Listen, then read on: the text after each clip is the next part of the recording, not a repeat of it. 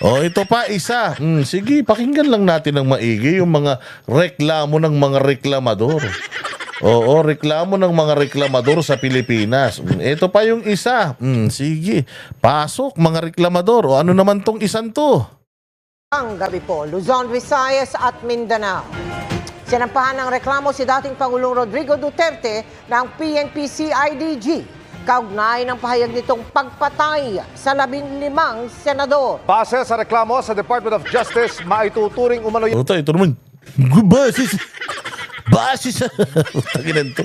Parang ulul. May hawak pang papel eh. Basis sa... Bukin ng ina nyo. Mga media kayong mga supot. Base naman sa... Inan to par gigil na gigil si tanga eh. Ano sinasabi mo tanginan to? Baka mapatira ng ugat to. yang unlawful utterances at inciting Bakit?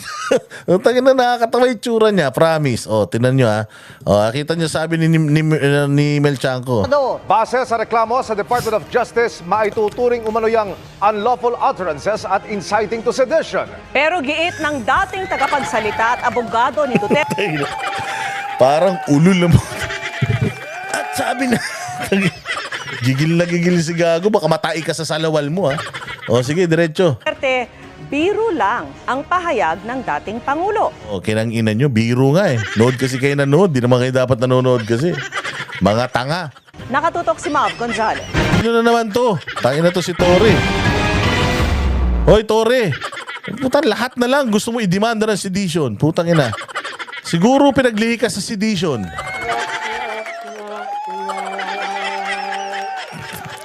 Unang-una sa lahat, hindi trabaho ng mga congressman mag-inarte. Mas lalong hindi trabaho ng PNP to.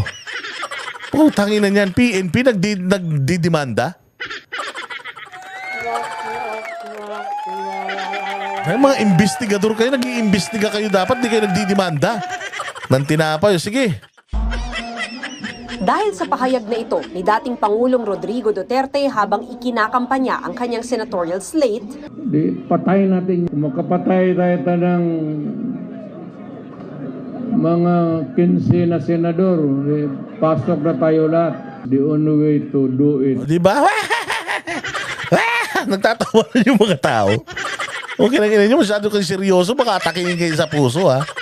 Itangin na tama yan, Duterte. Magsalita ka pa ng magsalita ng ganyan. Malay mo naman, atakihin sa puso yung mga punyeta na yan. Mga matay lahat yan. O di masaya tayo lahat. Masyado mga sensitive ang mga gago, no?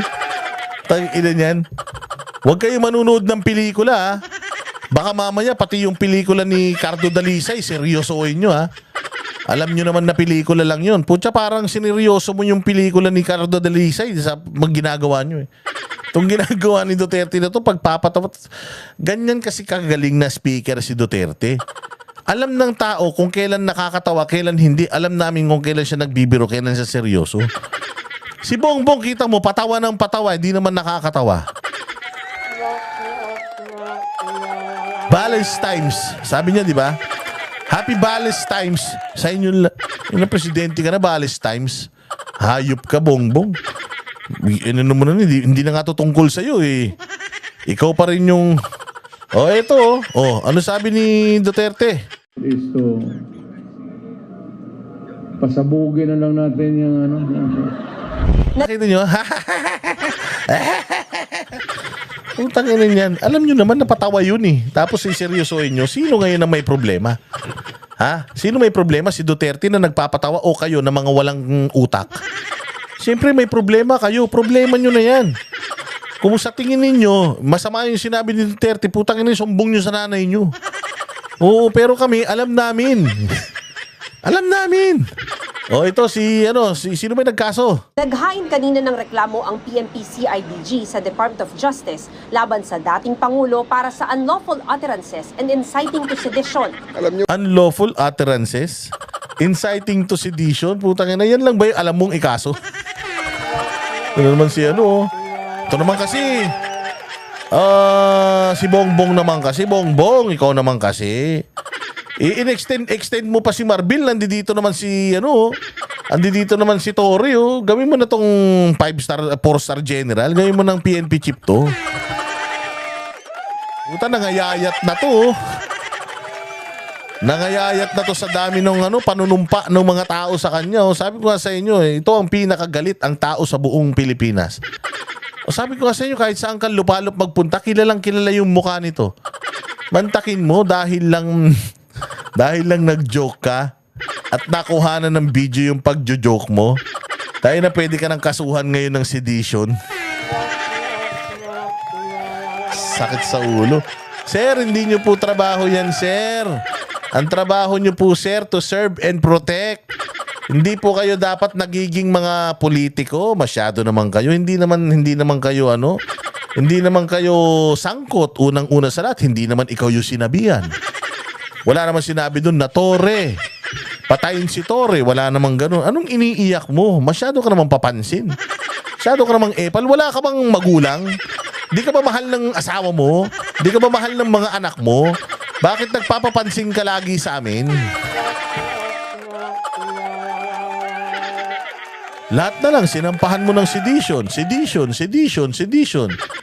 Alam mo kung bakit? Nanggigipit ka lang. So anong tingin mo na pakikinggan ng DOJ yan? Tapos Nobel kasi ang sedition eh. Sa tingin mo si Duterte makukulong nila dahil sa'yo? Gusto mo maging bayani? Lahat ng bayani patay na. Si Bayani Agbayani na lang ang buhay. Oo, pero ikaw gusto mo maging bayani, alam mo na kung ano nangyayari sa mga bayani, ha? O, sige. Napakapikon pa naman ito. Best friend ko to eh. Kaibigan ko to si Tory. Baka na naman sabihin nito, oy, ikaw talaga boss dada. Sedition. Sedition. Kung ina niya, sinita ka lang, sedition na naman.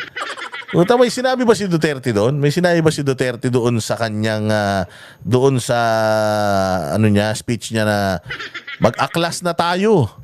Mag-armas na tayo. Pumunta na tayo sa Malacanang. Agawin natin. Meron ba siyang gano'n sinabi? Wala naman. Ang sabi pa nga ni Duterte, ang bait-bait niya pa nga doon, Tory, sabi niya, tingnan nyo ang Pilipinas, kung mura na ang bigas, boto nyo sila. Kung safe na maglakad sa kalsada, boto nyo sila. Kung ganito, ganyan, boto nyo sila. Ang bait pa nga ni Duterte, anong seditious dun sa sinabi niya? Anong rebellion ang ginawa ni Duterte doon sa proklamasyon eh? Proclamation nga yun. Pinakilala niya yung mga kandidato, bawat isa. Pinagsasasabi mo. Ano pang sinabi ni Duterte doon? Yung nagdodroga yung presidente. Sabi niya, di ba, bakit hindi mo sampahan ng kaso si Bongbong? Diyan sa DOJ. Ng paggamit ng illegal na droga. O kaya, i-require mo siya, sir, pa-drug test ka na kasi para hindi ka na tinatawag na bangag. Yun, dapat ang hinihiling mo. Pulis ka, dapat nanguhuli ka ng mga adik. Nanguhuli ka ng mga pusher.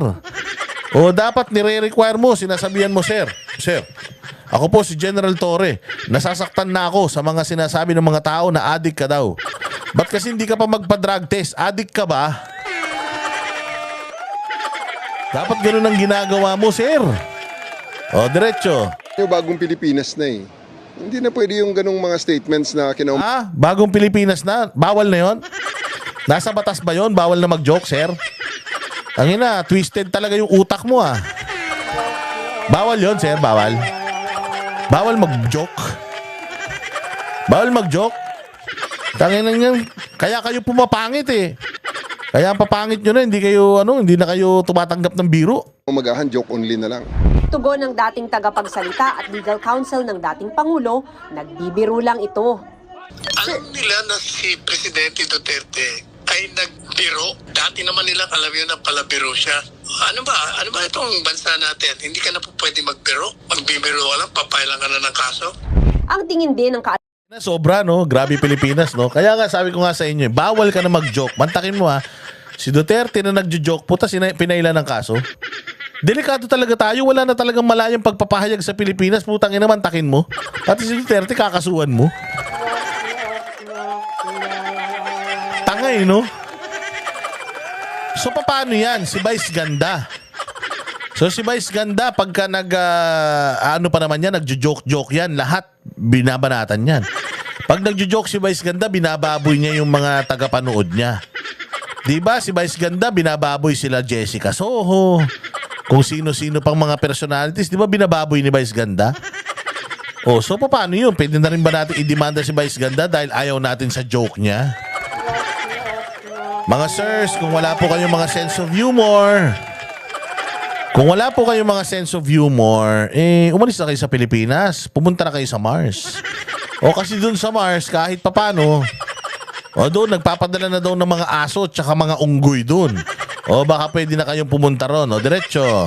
Alyado ni Duterte na si Senador Bato de la Rosa sa umunoy banta sa institusyong kanyang kinabibilangan, isang araw biro. Hindi pa nyo kilala si Pangulong Duterte, no? Hanggang ngayon, ganun pa rin yung mga ganun statement. Bibigyan nyo ng weight. Klaro naman yun na biro. Kung talagang totoo niya by heart, gusto niya pumatay ng 15 senators, o bakit niya i-announce? Klaro-klaro na nagpapatawa siya. Biro rin ang basa ni Senate President Pro Tempore Jinggoy Estrada sa sinabi ng dating Pangulo, kaya non-issue raw ito. Ayan o. Ito mga senador to. Kinangina nyo, hindi naman kayo mga kasali. Nakikisali kayo. Anong sabi ni Bong Revilla? Paniwala naman ni Senador Bong Revilla, bulaklak lang ito ng bibig. Ayan o, sa tingin ko bulaklak lang ng bibig ni FPRD. That's just how he expresses himself. Holy smokes, ganito na kayo kabobo at jong, ganito kakatanga. Para hindi mo maisip to, putang ina, hanggang congressman ka na lang. Oh, no wonder yung probinsya nyo hindi umuunlad. Ganyan ang takbo ng kukote mo. Ayan oh, sabi nitong mga senador, sila nga apektado, sila yung senador Ito nga, kasama po to sa mga sa mga ni Bongbong Marcos Kung sakaling tototohanin ni Duterte yun, isa to sa matitigok Oh, imagine, para sa kanya okay lang, tapos kayo nag-iinarte. Ikaw, Tori, di ka naman kapugian. Ano ka? Sensitive ka? Tangina, Tori. Ano nangyari sa'yo? Akala ko ba mga pulis matitikas, matatapang, matitigas? Akala ko ba ang drama mo sa Senado nung nandun tayo, matigas ang balat mo, hindi ka tinatablan sa mga ganyan. At ngayong konting galos lang, umiiyak ka na, airconan ka lang ng matagal. Nasayarang ka lang ng masarap na pagkain Kung umasta ka, para ka ng parang taga-Ayala Alabang ka na. Nagbago ka na, pare. Hindi ka naman ganyan dati Adjong, pakinggan mo. Nakikialam kang kupal ka, hindi ka naman kasali. O, diretso. At ganun daw talaga magsalita ang dating Pangulo. Sabi naman ni Senador Risa Hontiveros, Ano daw? Ano pang Tanginan to. Ang pangit Uy! Putangin na ka na. Saan na yung mga hearing mo sa Pogo? Ba't nawala na yung hearing mo sa Pogo? Risa Hontiveros? Bakit nanahimik na yung Pogo mo? Uy, may sinasabi sila Ikaw daw pala yung nagpapapasok ng ng mga Taiwanese na mga Pogo dito Pogo operators, hindi pala Pogo workers dito sa Pilipinas diyan sa Clark Oy, sagutin mo muna yon, Risa, huwag ka makisali. Di umano Ano sabi ni Risa? magiging reaksyon ng mga tao na hirap na nga sa buhay? Tapos ang sagot nung isa dyan ay dagdag na karahasan.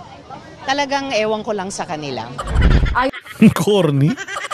Corny mo, Risa? Putangin na, hindi mo kayang banggitin yung pangalan. Ulit. naman kay Senate Minority Leader Coco Pimentel, ang Department of Justice at NBI daw ang nakakaalam kung may naganap na krimen. Kung wala, tapusin na aniya ang issue. Para sa GMA, Diba? Plain and simple. This is what I'm talking about. Itong mga senador natin, matatalino. Hindi sabik sa atensyon katulad ng mga congressman na putangin na sa dami nila, uhaw na uhaw sa kasikatan, nag-uunahan sa pagpapa-interview. Utragis ng mga kupal na yan.